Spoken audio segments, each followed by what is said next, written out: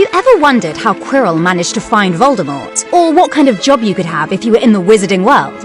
Now that we've introduced you to the wizarding world, you've probably got a few questions. Why is it, when something happens, it is always you three? Well, wonder no longer. We have all the answers you need.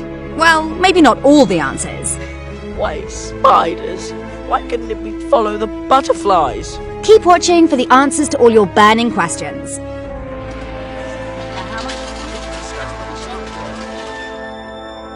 Why don't Muggles get a Hogwarts letter? Well, first of all, they definitely struggle to keep up in charms. But the real answer is that only witches and wizards can attend Hogwarts School of Witchcraft and Wizardry. No non-magical folk are allowed to set foot on the grounds under magical law, as we explained in a previous video. There is an international statute of wizarding secrecy that forbids wizards from spilling secrets about their world to non-magic folk. This unfortunately applies to non-magical children who are born to magical parents. This kind of person is called a squib. You've met one already. That's right. Argus Filch, the Hogwarts caretaker, is a squib, and seemingly the only exception to the rule are non-magical folk allowed onto the Hogwarts grounds. Squibs can often feel isolated and out of place, especially if they can't attend Hogwarts with their siblings. There was one occasion where a squib tried to join his siblings at Hogwarts. He even managed to get as far as the sorting ceremony. However, the hat politely reported that the boy wearing him was a good-hearted chap, but no wizard. Why can't Muggles discover such a big school? Hermione would be disappointed to hear that you haven't read Hogwarts: A History. If you had, you'd know that the castle is bewitched to look like an old ruin, with a sign on it reading, "Danger, do not enter, unsafe." Other large wizarding locations, like the Quidditch World Cup Stadium, have Muggle-repelling charms on them to prevent any unexpected visitors. They are also bewitched to be unplottable, meaning it's impossible to plot it on a map. The list of things magic can hide from Muggles is never-ending. Speaking of which, how do people go through the wall to platform 9 3/4 undetected? As Stan Shunpike once said, Muggles? They don't see nothing, do they? haven't you ever noticed something strange out of the corner of your eye, then turn to see there's nothing there? That's what a lot of wizarding secrecy relies on. Muggles being too lost in their own lives to notice anything out of the ordinary. However, there are usually some plainclothes ministry officials hanging around the platform to deal with any Muggle memories that may need to be altered. Obliviate!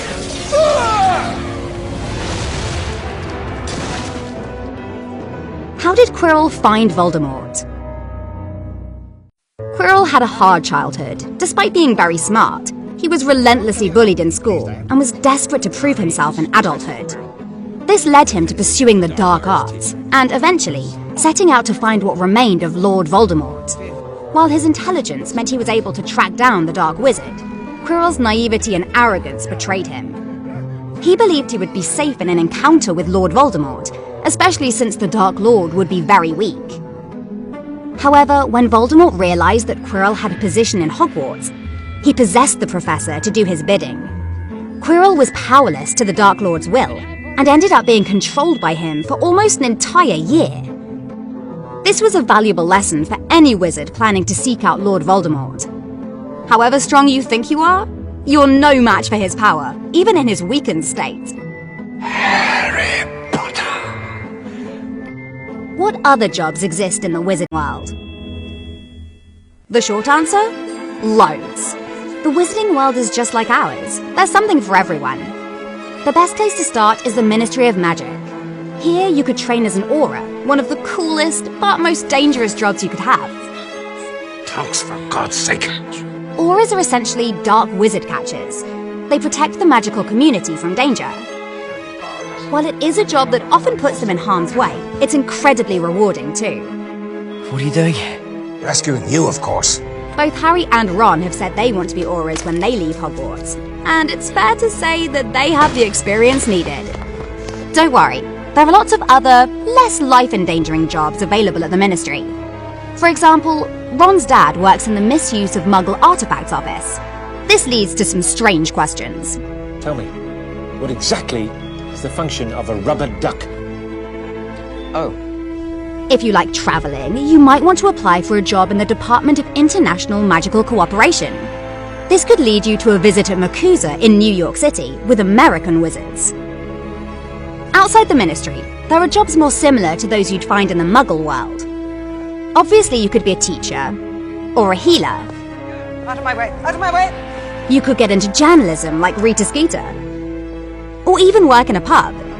More magic-focused jobs include Wandmaker, though this can get messy.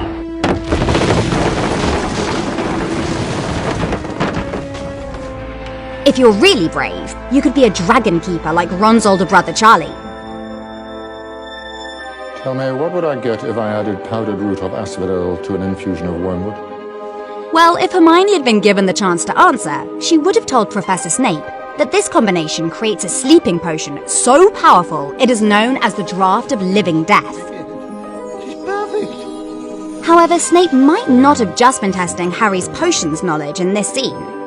In the ancient art of Victorian flower language, plants have symbolic meanings. Asphodel is a type of lily. In Victorian flower language, it means, "My regrets follow you to the grave." Wormwood means absence and symbolizes bitter sorrow. When combined, their meaning can be interpreted as, "I bitterly regret Lily's death." How heartbreaking is that? How did the Philosopher's Stone appear in Harry's pocket, and what happened to it afterwards?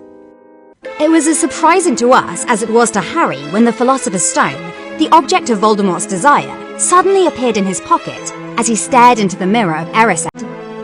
Usually, this intriguing mirror shows the onlooker their heart's deepest desire. Head boy, holding the Quidditch cup. But in Harry's hour of need, it presents him with the stone. It was Dumbledore who made this possible, by making modifications that turned it into the perfect hiding place.